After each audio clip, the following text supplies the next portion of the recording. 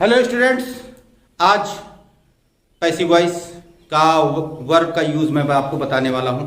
और passive voice के verb के यूज़ में आपको एक क्लास में पहले भी दे चुका हूं, जिसमें 8 या 10 रूल मैंने आपको लिखाए थे। उसके बाद के सारे रूल मैं आज आपको बताने वाला हूं और साथ ही साथ मैं आपको उस पैसिव वॉइस का ट्रांसलेशन किस प्रकार से किया जाता है ये भी बताऊंगा।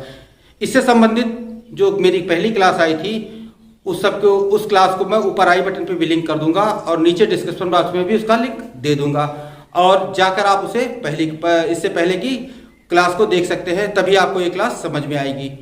तो students, welcome to excellence classes और चलिए चलते हैं अपनी क्लास की तरफ।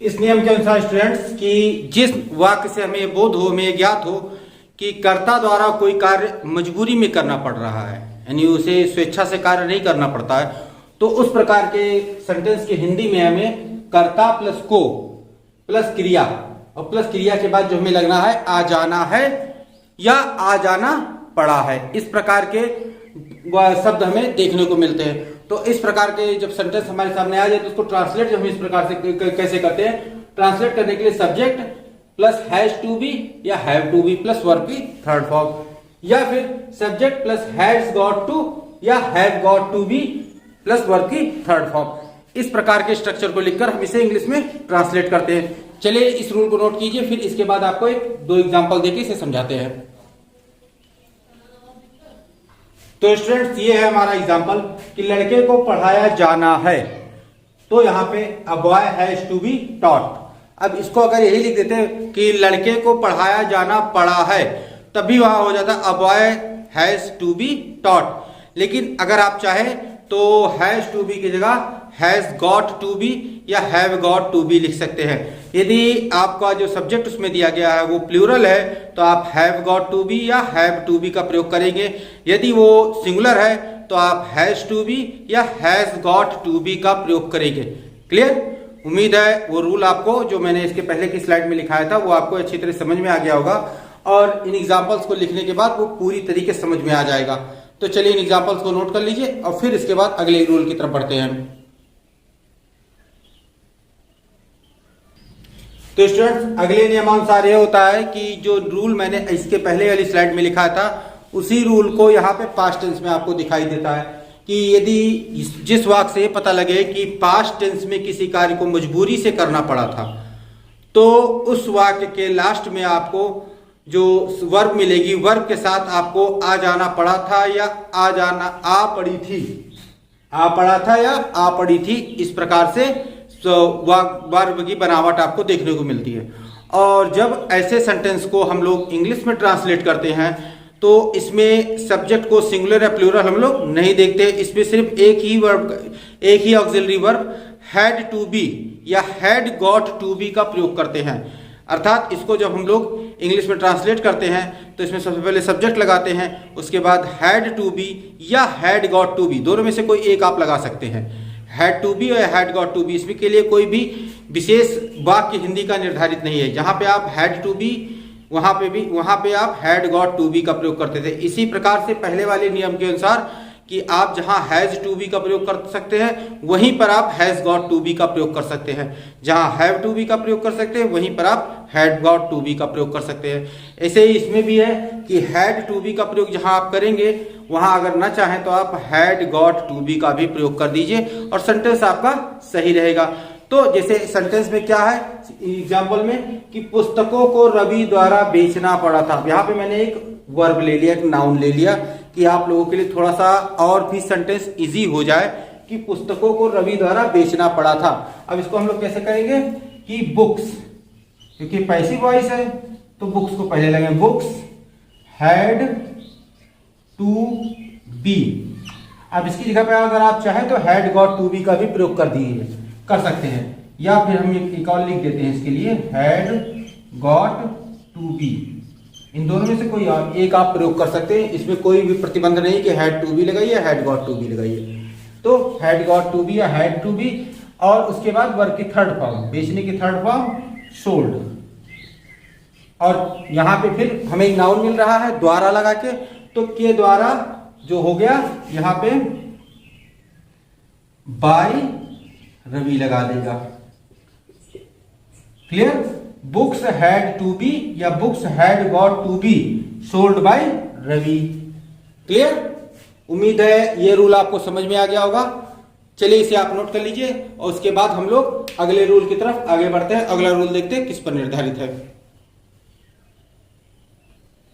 तो स्टूडेंट्स, उन सभी स्टूडेंट से मैं कहना चाहूंगा कि जो मेरे वीडियो लेक्चर पे पहली बार आ रहे हैं, वो मेरा इससे पहले का वीडियो लेक्चर जो मैंने दिया है उसे जरूर देख लें। अगर उसे आप लोग नहीं देखते हैं तो आप लोगों के लिए इसमें समझने में थोड़ी सी दिक्कत हो सकती है, और यदि आपको इसमें दिक्कत होगी तो आप लोगों को ये लगेगा कि समझ में आया ही नहीं और ये क्लास सही नहीं है।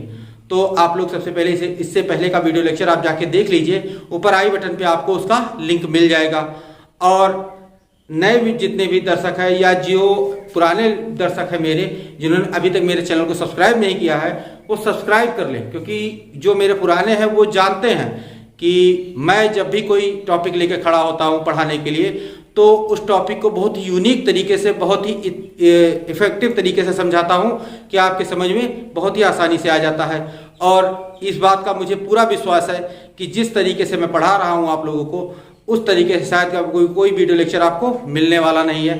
तो आप लोग सब्सक्राइब जरूर करके रखें, जिससे मेरे आने वाले सभी वीडियो लेक्चर आप तक सबसे पहले उनका नोटिफिकेशन पहुंच जाए। और सब्सक्राइब करने के साथ साथ बेल नोटिफिकेशन पे जाके ऑल नोटिफिकेशन का बटन भी सिलेक्ट कर लीजिएगा, तभी मेरे वीडियो लेक्चर की सबसे पहले नोटिफिकेशन आप तक पहुंचेगी।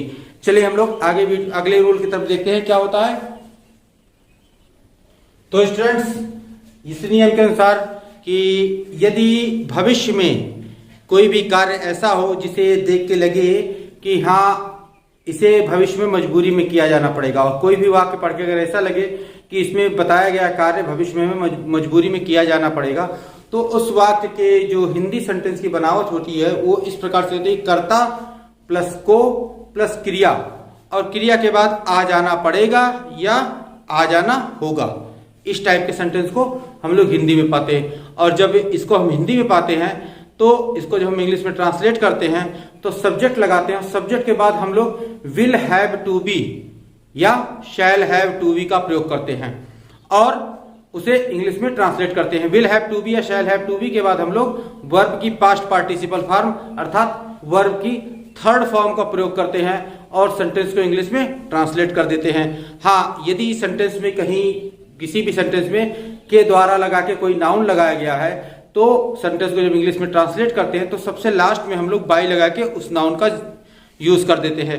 जैसे अब इस सेंटेंस को देख लीजिए कि इसे उसके द्वारा समाप्त किया जाना होगा या फिर इसे उसके द्वारा समाप्त किया जाना पड़ेगा। तो अब हम लोग इसको ट्रांसलेट करेंगे तो this will have to be, अब समाप्त करने का पास्ट पार्टिसिपल फिनिश्ड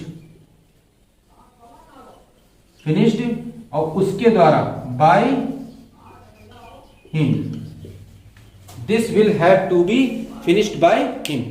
क्लियर? उम्मीद है ये रूल आपको समझ में आ गया होगा और आप इसे सीख भी गए होंगे। तो चलिए इस रूल को आप नोट कीजिए, इसके बाद हम लोग अगले रूल की तरफ आगे बढ़ते हैं।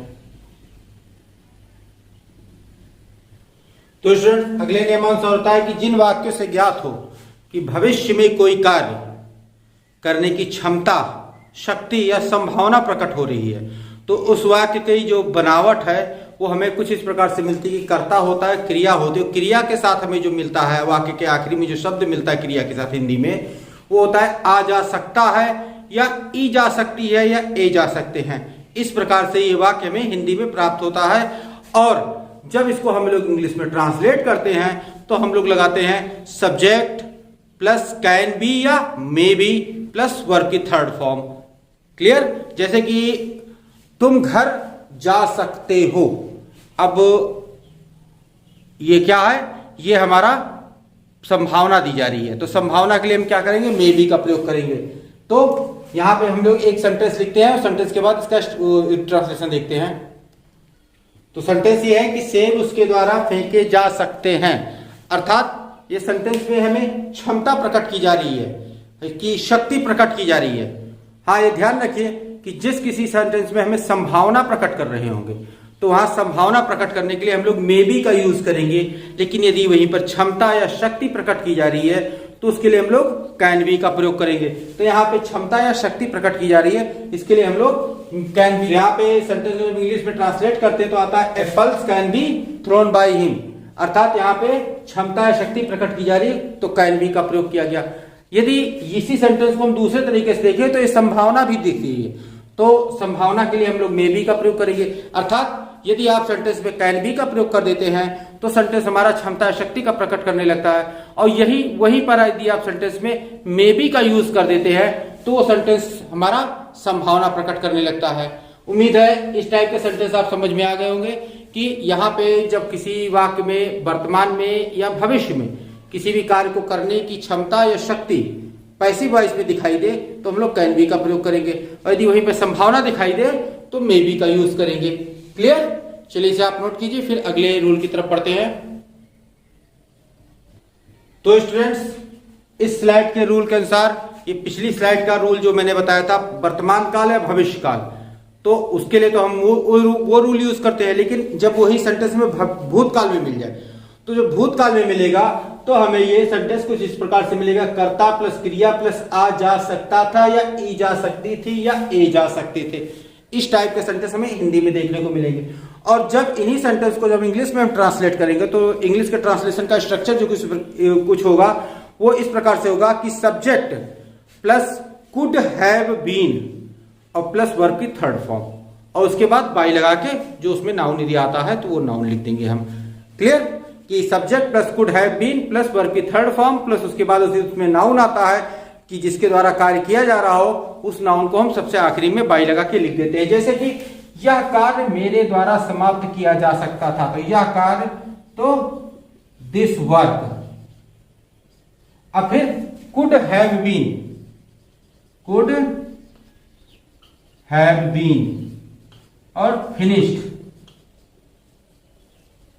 अब किसके द्वारा? मेरे द्वारा, तो bye me.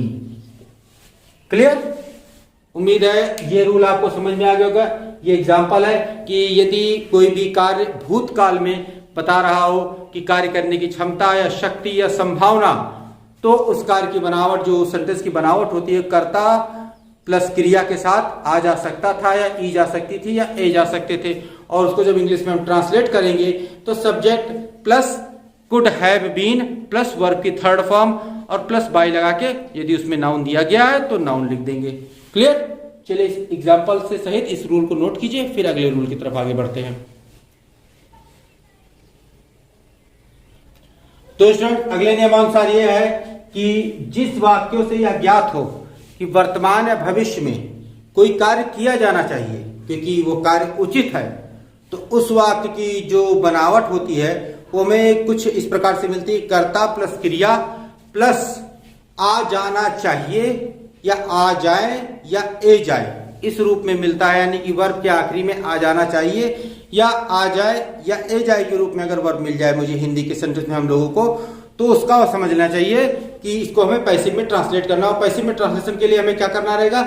Subject plus should be plus या फिर ought to be, should be या ऑट टू बी में से कोई भी एक वाक्य आप यूज कर सकते हैं, एक भी वर्ड को यूज कर सकते हैं। तो शुड बी या ऑट टू बी और प्लस वर्ब की थर्ड फॉर्म, और उसके बाद यदि नाउन है तो बाई लगा के उस नाउन का यूज करना चाहिए। क्लियर? उम्मीद है इस नियम के बारे में जो कुछ लिखा मैंने वो समझ गए होंगे। अब इसको और अच्छी तरह समझने के लिए इसका एक एग्जाम्पल लेके इसको समझते हैं। एग्जाम्पल है, लड़के को पढ़ाया जाना चाहिए। अब इसको जब हम इंग्लिश में ट्रांसलेट करेंगे तो a boy should be taught, अगर यहाँ पे आता लड़के को अध्यापक द्वारा पढ़ाया जाना चाहिए तो यहाँ हो जाता a boy should be taught bye teacher, या फिर लड़के को अध्यापक द्वारा पढ़ाया जाए तो यहां भी वही चीज होगी, अ boy should be taught bye teacher. या शुड बी ना प्रयोग करके आप लोग ऑट टू बी का भी प्रयोग कर सकते हैं कि a boy ought to be taught by, यहां पे हो जाएगा जैसे a boy ought to be taught. Clear? ये दोनों सेंटेंस आपके गलत नहीं है, चाहे शुड बी का प्रयोग करें आप, चाहे ऑट टू बी का प्रयोग करें, दोनों एक ही जैसे हैं।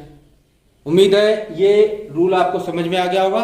चलिए इसे आप नोट कर लीजिए और उसके पश्चात हम लोग अगले रूल की तरफ आगे बढ़ते हैं।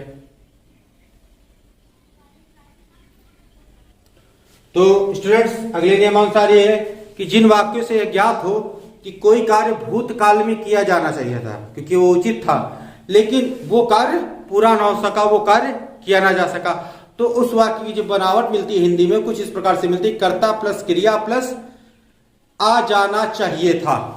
इसको सेंटेंस में हमें देखने को मिल जाता है, वर्ग के आखिरी में इस वर्ड हमें देखने को मिल जाता है। और जब इसको हम लोग इंग्लिश में ट्रांसलेट करते हैं, ऐसे सेंटेंस को जब हम लोग इंग्लिश में ट्रांसलेट करते हैं, तो वहां पे हमें सब्जेक्ट शुड हैव बीन या फिर ought to have been, should have been या ऑट टू हैव बीन, ये दो शब्द में से कोई एक शब्द, उसके बाद वर्ब की थर्ड फॉर्म या वर्ब की पास्ट पार्टिसिपल फॉर्म का प्रयोग करते हैं। और यदि वाक्य में कोई भी नाउन आया है उसके बाद के द्वारा लगा हुआ है, तो वहां पे बाय लगा के इंग्लिश के सेंटेंस में हम लोग उस नाउन को सबसे आखिरी में लिख देते हैं। चलिए एग्जांपल लेके इसे देखते हैं। तो स्टूडेंट्स, एग्जांपल है, लड़के को अध्यापक द्वारा पढ़ाया जाना चाहिए था। तो a boy should have been